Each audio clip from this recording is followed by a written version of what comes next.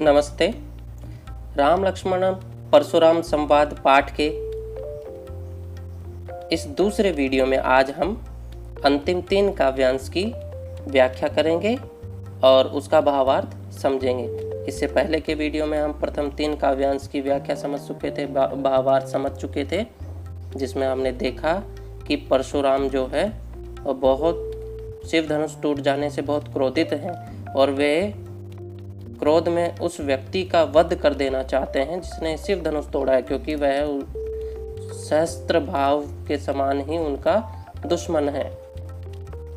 इसलिए वे उसका वध करने के लिए जनक दरबार में आए हैं।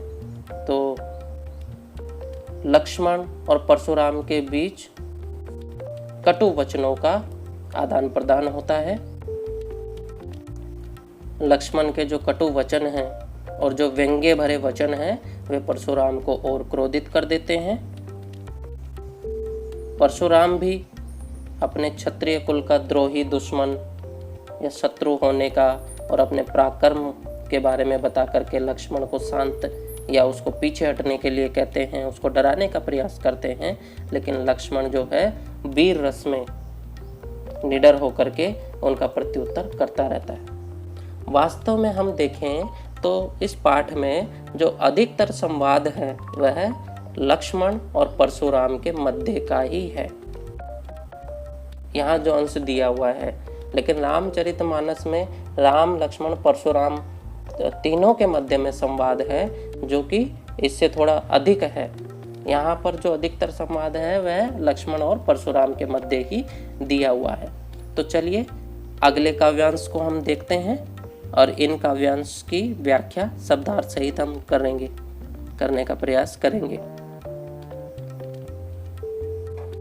अगला काव्यांश, चौथा काव्यांश है यह आपके पाठ का।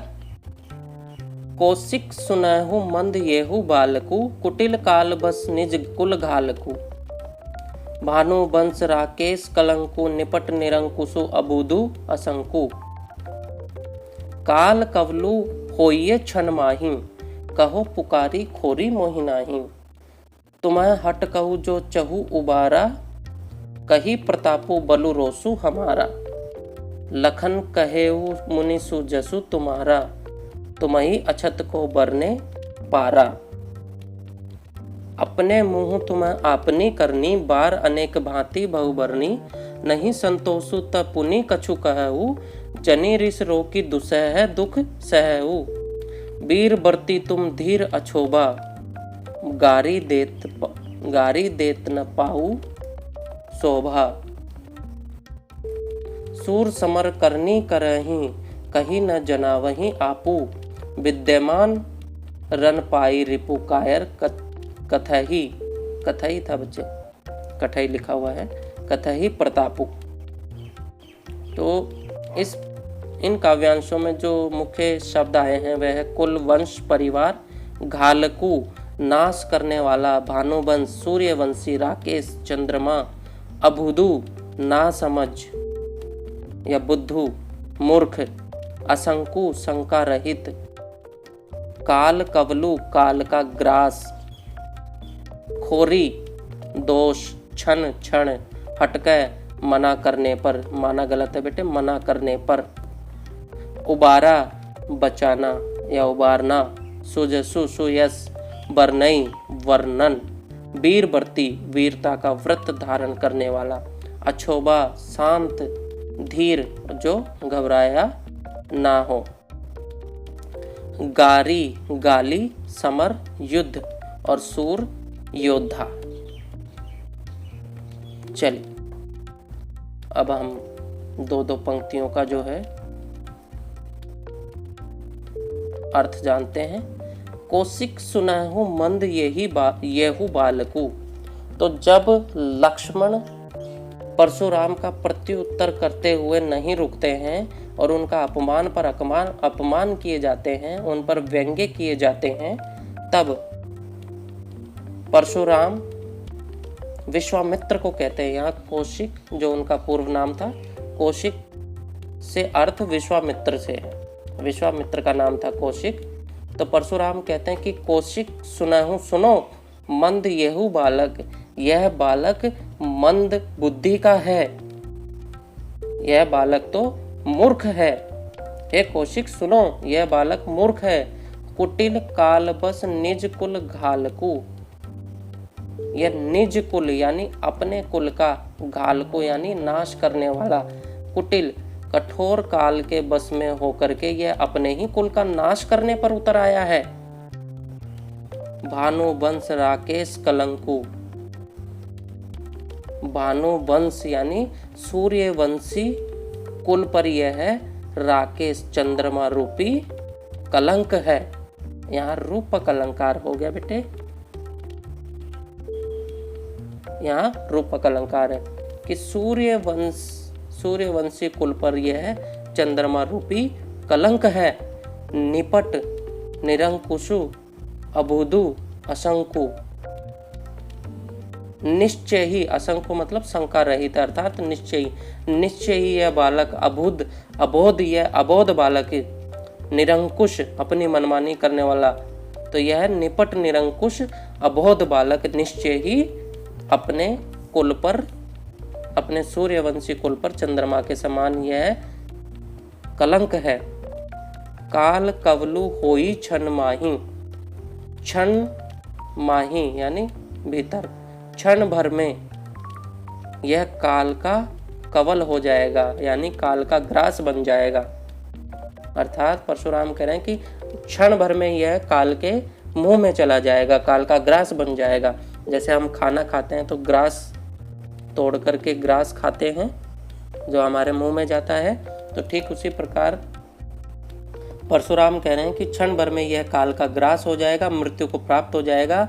कहो पुकारी खोरी मोहि नाई, फिर मुझे पुकार करके खोरी दोष नहीं देना, मोहि नाही यानी मुझे नहीं देना। परशुराम कह रहे हैं कि अभी क्षण भर में यह मूर्ख बालक, यह निरंकुश बालक काल का ग्रास हो जाएगा, फिर मुझे पुकार करके दोष नहीं देना। तुम मैं हट कहूँ जो चहु उबारा, अगर तुम मुझे मना करते हो, तुम इसे मना कर दो। जो चहु उबारा, जो अगर इसे बचाना चाहते हो तो तुम इसे मना कर दो, इसे रोको। हे कौशिक तुम इसे रोको, अगर तुम इसके प्राण बचाना चाहते हो, इसको उबारना चाहते हो। कही प्रतापु बलु रोषु हमारा, इसे हमारा प्रताप बल रोष के बारे में कहो। परशुराम कह रहे हैं कि इसे हमारा प्रताप, हमारा बल और हमारे क्रोध के बारे में बताओ। अगर तुम इसे उबारना चाहते हो, इसे बचाना चाहते हो तो इसे मना कर दो।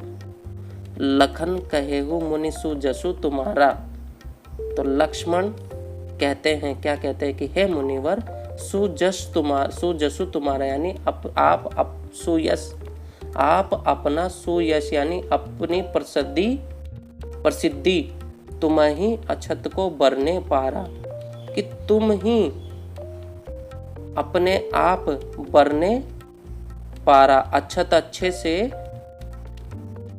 बरने अर्थात वर्णन, कि आप, लखन मुस्कुराकर कहते हैं कि हे मुनिवर आप अपना सुयश या अपनी प्रसिद्धि आप अपने मुंह से ही अच्छा वर्णन कर रहे हैं, तो किसी और को बताने की क्या जरूरत है।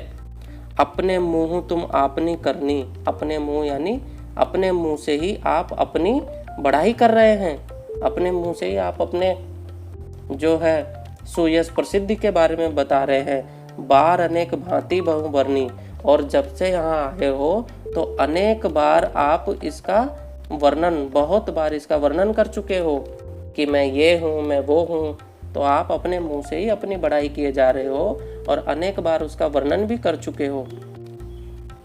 नहीं संतोषु तब पुनि कछु कहूँ, अगर फिर भी आपको संतोष नहीं है तो पुनि फिर से कुछ कह लो।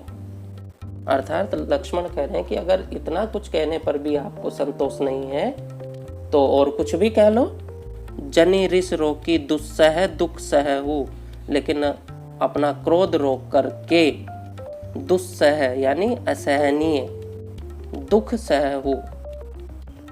लक्ष्मण कह रहे हैं कि अगर फिर भी आपको संतोष नहीं है तो और कुछ भी कह लीजिए, लेकिन अपना क्रोध रोक करके यह असहनीय दुख मत सहिए। वीर व्रति तुम धीर अछोबा, गारी देत न पावहु शोभा। कि आप वीरता का व्रत धारण करने वाले, एकदम शांत और गंभीर रहने वाले, धैर्य को धारण करने वाले महामुनि हैं। आपके मुंह से गारी देत न पाऊ शोभा, आप गारी देते हुए शोभा नहीं देता। आपको अपने मुंह से गाली देते हुए शोभा नहीं देता।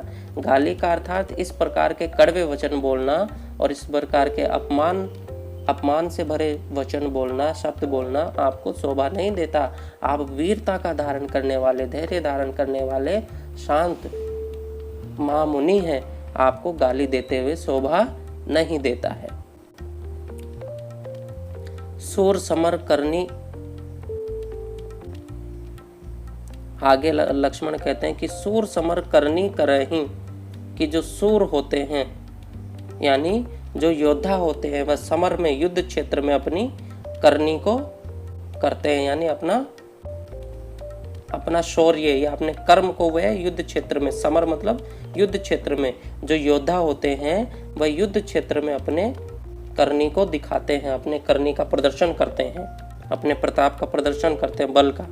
कहीं न जना वही आपू, उसे कह करके नहीं जनाते हैं, अपने आप उसका वर्णन करके दूसरों को नहीं बताते हैं। वे युद्ध क्षेत्र में अपने पराक्रम का प्रदर्शन करते हैं। विद्यमान रण पाई, यानी रण क्षेत्र में, युद्ध क्षेत्र में विद्यमान रह करके, युद्ध क्षेत्र में उपस्थित रह करके, पाई मतलब मध्य, युद्ध क्षेत्र के मध्य उपस्थित रह करके, रिपु कायर कथई प्रतापु। तो जो शत्रु यदि रण क्षेत्र में विद्यमान रह करके अपना प्रताप का बखान करने लगे तो वह कायर होता है। अर्थात लक्ष्मण कह रहे हैं कि केवल कायर शत्रु ही युद्ध क्षेत्र में विद्यमान रहने के बाद अपने प्रताप का बखान करते हैं ताकि सामने वाला डर जाए। लेकिन जो योद्धा होते हैं वे युद्ध क्षेत्र में अपनी वीरता का प्रदर्शन करते हैं। तो यहाँ लक्ष्मण अब परशुराम का और अधिक अपमान करते हैं। परशुराम जब अपने पराक्रम के बारे में बार बार बताने लगते हैं तो लक्ष्मण सीधा उनसे कहते हैं कि आप बार बार अपने पराक्रम के बारे में खुद ही बताए जा रहे हैं, किसी और को बताने की क्या आवश्यकता है? आप अपने आप को महान योद्धा मान रहे हैं। तब और परशुराम जो हैं, परशुराम भी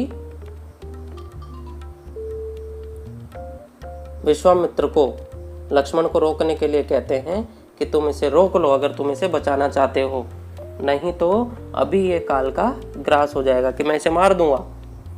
तो इस प्रकार चौथे काव्यांश में परशुराम और लक्ष्मण के बीच संवाद और तीखा हो जाता है, यानी स्थिति और बिगड़ जाती है। अगले काव्यांश पे चलते हैं। यह 5वां काव्यांश है। तुम्हें तो कालू हाक जनु लावा, बार बार मोहि लागी बोलावा। सुनत लखन के बचन कठोरा, परसु सुधारी धरेऊ कर घोरा। अब जनी देऊ दोसु मोहि लोगू, कटुबादी बालकू बद जोगू। बालक बिलोकी बहुत में बाँचा, अब ये हूँ मरनिहार बसाचा।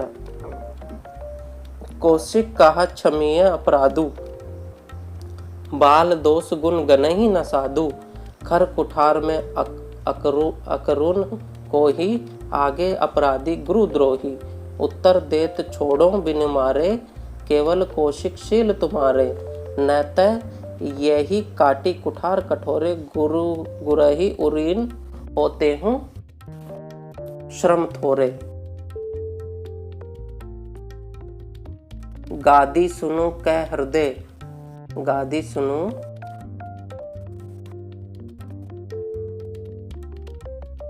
सुनु कह हृदय। हंसी, माफ कीजिए, जी। गादी सुनो कै हृदय हसी हम मुनि हरियर हरियरे सूझ, अयमय खांड न उखमय अजहू न बूझ अबूझ। तो इन काव्यांशों में जो शब्दार्थ आएंगे, घोरा घोर, कटुवादी कड़वे वचन बोलने वाला, पद जोगु मारने योग्य या वध करने योग्य, बाँचा बचाया, मरनिहार मरने के लिए, क्षमेयु क्षमीय क्षमा करना, अकरुण जिसमें करुणा ना हो, दया ना हो, खर तेज धार या तीक्ष्ण, उरिन ऋण से मुक्त, गुरही गुरु के, गादी सुनो गादी के पुत्र अर्थात विश्वामित्र, आयमय लोहे का बना हुआ, उखमय गन्ने से बना हुआ, यानी खांड जिसको हम कहते हैं, गुड़ की बेली का जो चूरा होता है उसको हम खांड कहते हैं, तो ये गन्ने से बना हुआ। चलिए हम काव्यांश देखते हैं। तो लक्ष्मण कह रहे हैं कि तुम्ह तो कालू हाँक जनु लावा, बार बार मोही लागी बुलावा। यहाँ जनु तुम्हें तो काल हाँक जनु लावा, जनु तनु जो उत्प्रेक्षा अलंकार के सूचक शब्द है, तो यहाँ बेटे उत्प्रेक्षा अलंकार है। ठीक है, तो लक्ष्मण कह रहे हैं कि तुम्हें तो कालू हाँक जनु लावा, कि आप तो मानो, तुम्हें तो यानी तुम तो मानो या आप तो मानो, कालू हाँक काल को हाँक करके, जनु मतलब मानो, लावा कि आप तो मानो काल को हाँक करके लेकर आ रहे हो, और बार बार मोहि लागी बुलावा, और बार बार केवल मेरे लिए ही उसको बुला रहे हो। लक्ष्मण परशुराम को कहते हैं कि आप तो मानो काल को हाँक करके बार बार मेरे लिए ही उसे बुला रहे हो। जैसे बैल जब नहीं चलता है तो उसको हाँकते हैं, तब वह आगे सरकता है, तो जबरदस्ती उसको सरकाते हैं तब उसको हाँकना कहते हैं। तो यही लक्ष्मण कह रहे हैं कि आप तो मानो काल को बार बार हाँक करके केवल मेरे लिए ही बुला रहे हो। सुनत लखन के वचन कठोरा, तो लक्ष्मण के इस प्रकार के कठोर वचन सुन करके परशु सुधारी धरेऊ कर घोरा, अपने घोर परशु को सुधार करके परशुराम ऊपर हाथ में उठा लेते हैं लक्ष्मण का वध करने के लिए। अब जनी देऊ दोसु मोहि लोगु, तो परशुराम कहते हैं कि अब जनी के, अब जन जो है यानी लोग जो है, मुझे दोष देई दोषु मोहि, मुझे दोष मत देना, अब लोग मुझे दोष मत देना। कटुवादी बालकु बद जोगु, यह कटुवादी यानी कड़वे वचन बोलने वाला बालक बद जोगु बद करने योग्य ही है। परशुराम कहते हैं कि अब लोग मुझे दोष मत देना, यह कड़वे वचन बोलने वाला बालक वध करने योग्य ही है। बालक बिलोकी बहुत में बाँचा, अनुप्रास अलंकार है कि बालक बिलोकी, बालक जान करके बहुत में बाँचा, इसको मैंने बहुत बार बचाया, बालक समझ करके इसको मैंने बहुत बार बचाया। अब ये हूँ मरनिहार बा साँचा, अब तो ये सच में ही मरने के लिए तैयार है। ये हूँ ये, अब तो यह सच में मरने के लिए ही तैयार है, मरने के लिए ही आ गया है। कौशिक कहा क्षमीय अपराधु, इतने में कौशिक जब देखते हैं कि परशुराम का क्रोध जो है बहुत अधिक बढ़ गया है, स्थिति बिगड़ती जा रही है, तो कौशिक विश्वामित्र कहते हैं, विश्वामित्र परशुराम से कहते हैं कि हे मुनि क्षमीय अपराधु, कि अपराध को क्षमा किया जाए, इस बालक के अपराध को क्षमा कर दे। बाल दोष गुण गनई न साधु, कि साधु तो बालक के दोष गुण आदि को गिनते ही नहीं हैं, वे तो बालक की चंचलता, यह तो बालक की चंचलता है, चपलता होती है। साधु लोग जो है बालक के गुण दोषों को नहीं गिनते हैं, आप इसे क्षमा कर दे, ऐसा विश्वामित्र ने कहा। खर कुठार में अकरुण को ही, आगे अपराधी गुरुद्रोही। खर कुठार, खर मतलब कि ये मेरे तीक्ष्ण, इस तेज धार वाले मेरे कुठार में, देखो मेरे इस तेज धार वाले कुठार को, और मैं अकरुण को ही, और मैं अकरुण और क्रोधी हूँ, यानी करुणा रहित और क्रोधी हूँ। मैं दया नहीं करता हूँ, मुझ में करुणा नहीं है, और मेरा यह कुठार यह भी तीक्ष्ण है, कि देखो मेरे कुठार को, यह तीक्ष्ण है और मुझ में दया नहीं है। आगे अपराधी गुरुद्रोही, और ऊपर से यह बालक मेरे गुरु का शत्रु है, गुरु का अपराधी है, क्योंकि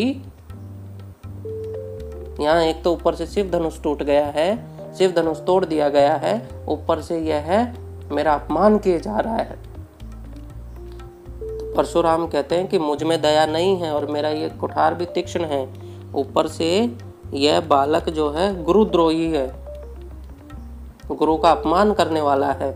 उत्तर दे छोड़ो बिनु मारे, इतना इसका प्रत्युत्तर देने के बाद भी मैं इसे बिना मारे छोड़ रहा हूँ। केवल कौशिकशील तुम्हारे, कौशिक हे कौशिक विश्वामित्र, केवल तुम्हारे लिए मैं इसे बिना मारे छोड़ रहा हूँ। इतना उत्तर देने पर भी, मेरा अपमान करने पर भी मैं इसको बिना मारे केवल तुम्हारे लिए छोड़ रहा हूँ।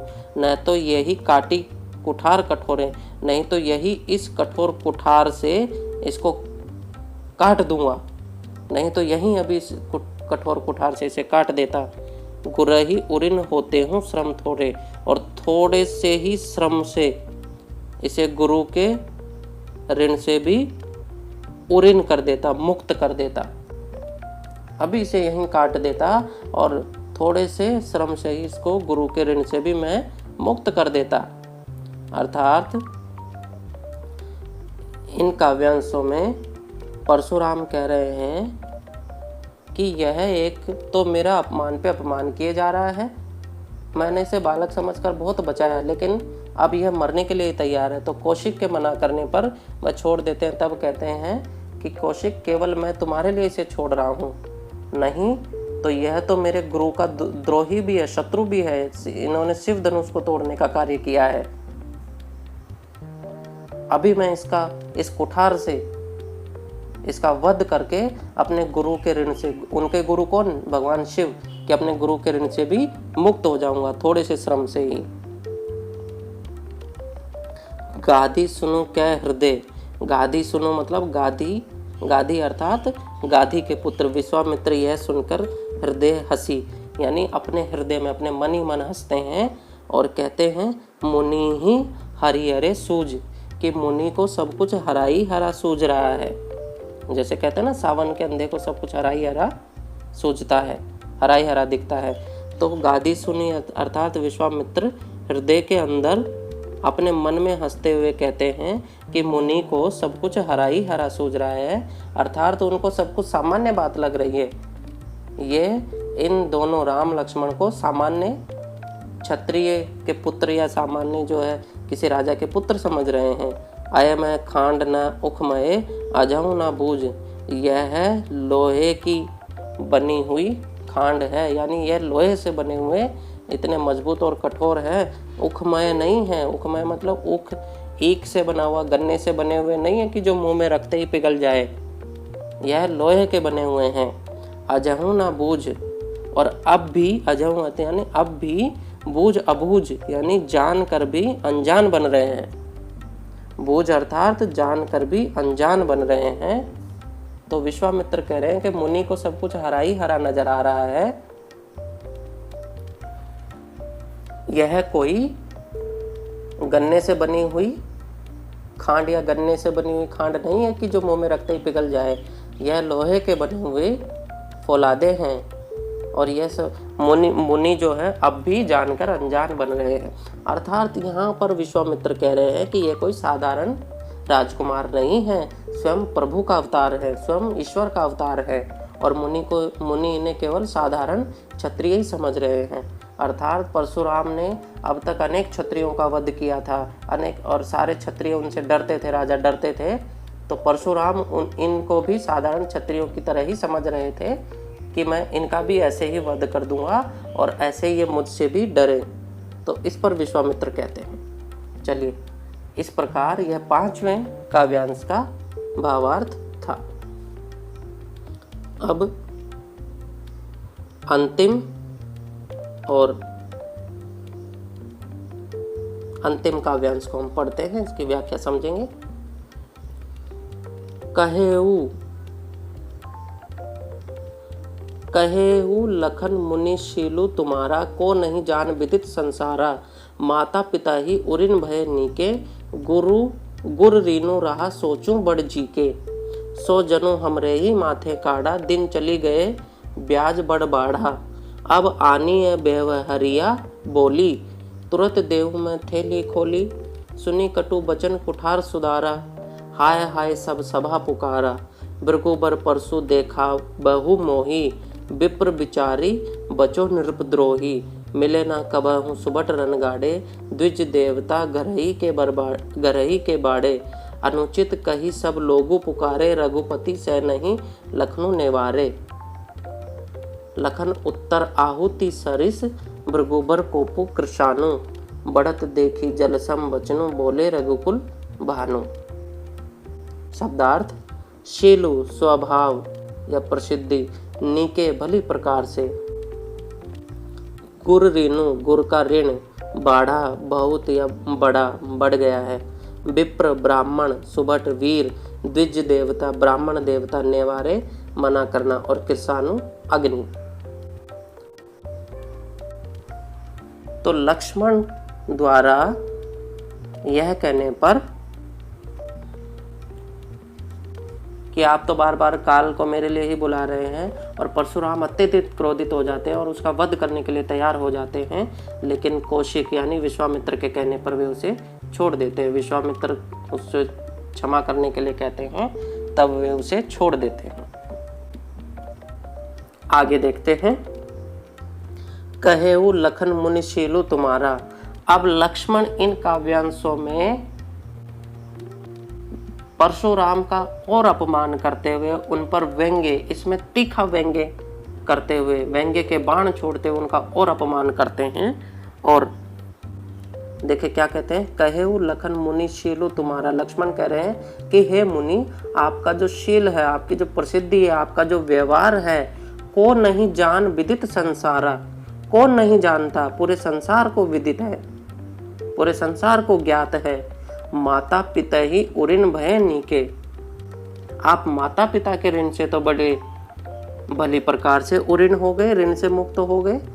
यहाँ यह कह करके लक्ष्मण उन पर व्यंग्य कर रहे हैं, क्योंकि परशुराम ने अपने पिता के कहने पर अपनी माता का सिर धड़ से अलग कर दिया था। तो इसलिए लक्ष्मण व्यंग्य करते हुए कह रहे हैं कि कौन नहीं जानता आपके बारे में, पूरे संसार को यह ज्ञात है। आप तो माता पिता के ऋण से भी भली प्रकार से मुक्त हो चुके हैं। गुरु ऋणु रहा सोचूं बड़ जी के। अब आपके ऊपर गुरु का ऋण रहा, उसका आपको बड़ा सोच लगा हुआ है। आपके जी में यानी आपके हृदय में उसका बड़ा भार है, बड़ा सोच है उसको, गुरु के ऋण का। सो जनु हमरे ही माथे काढ़ा, और वो भी आपने हमारे ही माथे मढ़ दिया।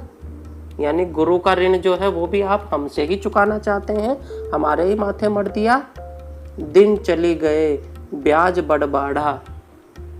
तो अब तो दिन भी बहुत बीत गए हैं, दिन चली गए यानी दिन भी बहुत बीत गए हैं। ब्याज बड़ बाढ़ा, बहुत ब्याज बढ़ गया होगा।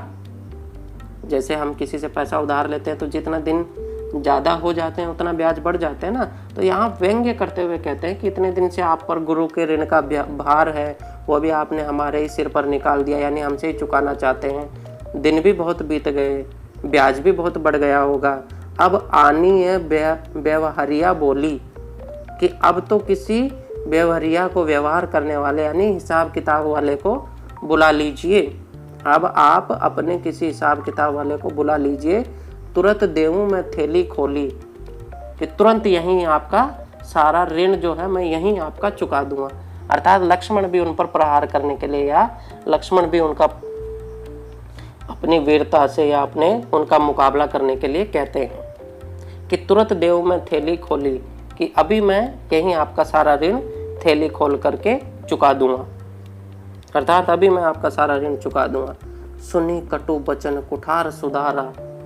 और इस प्रकार लक्ष्मण के कड़वे पे कड़वे वचन, और ये अंतिम वचन इतने कड़वे सुन करके कुठार सुधारा। परशुराम ने अपना कुठार सुधार लिया, अपनी कुल्हाड़ी को हवा में उठा लिया, सुधार लिया, उस पर लक्ष्मण पर आक्रमण करने के लिए। हाय हाय सब सभा पुकारा, और पूरी सभा में हाय हाय लोग पुकारने लगे। हाय हाय इसलिए पुकारने लगे कि अब तो लक्ष्मण का, ये परशुराम लक्ष्मण का वध ही कर देंगे। तो पूरी सभा हाय हाय पुकारने लगी। भृगुबर परशु देखाबहु मोही, इस पर भी लक्ष्मण शांत नहीं होते और कहते हैं कि भृगुबर कि हे भृगुवंशी, हे ब्राह्मण, परशु देखाबहु मोही, आप बार बार मुझे परशु दिखा रहे हैं, बार बार मुझे फरसा दिखा रहे हैं। विप्र विचारी, मैं तो आपको विप्र यानी ब्राह्मण विचार करके बचो नृपद्रोही। नृपद्रोही मतलब क्षत्रिय कुल के द्रोही, कि आप क्षत्रिय कुल के द्रोही हैं, शत्रु हैं। उसके बाद भी मैं आपको विप्र विचारी यानी ब्राह्मण समझ के मैं भी आपको बचा रहा था।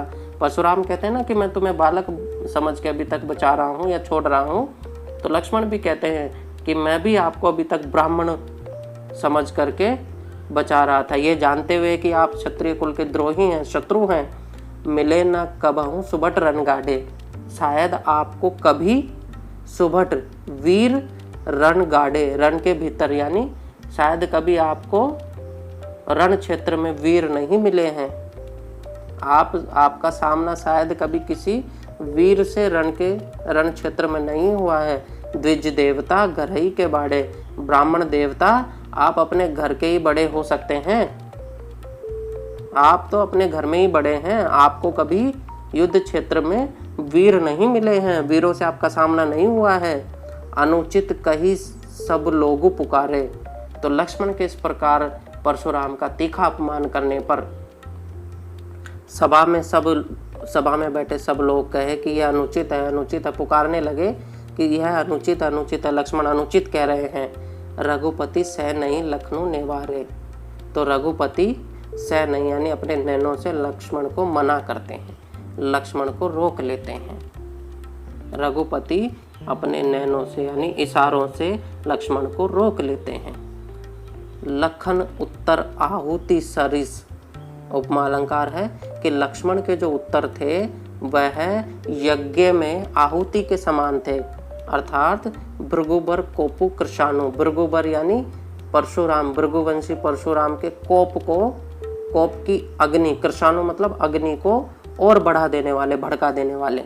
जिस प्रकार यज्ञ में आहुति अग्नि को भड़का देती है, ठीक उसी प्रकार लक्ष्मण के उत्तर भी भृगुबर के क्रोध की अग्नि को और भड़का रहे थे, भड़काने वाले थे। बढ़त देखी जल सम बचन बोले, यहाँ पर इसमें उपमा अलंकार है, पूरे में उपमा अलंकार का यहाँ तुलसीदास ने प्रयोग किया है। बढ़त देखी जल सम बचन बोले रघुकुल भानी,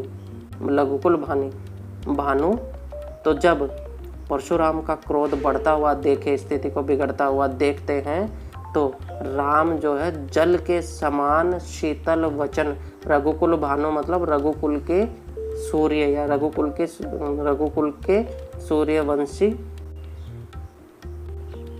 श्री राम, लक्ष्मण का परशुराम का क्रोध बढ़ते हुए देखते हैं, तब वे जल के समान शीतल वचन बोलते हैं, या जल के समान शीतल वचन बोल करके उनके क्रोध को शांत करने का प्रयास करते हैं। और अंततः आगे का जो इसमें प्रसंग है राम लक्ष्मण परशुराम संवाद में, आपके पाठ में नहीं दिया हुआ है, उसमें यह आगे यह बताया है कि अंततः श्री राम की जो शक्ति है उसकी परीक्षा लेकर के और उनके बारे में जान करके परशुराम का क्रोध शांत हो जाता है।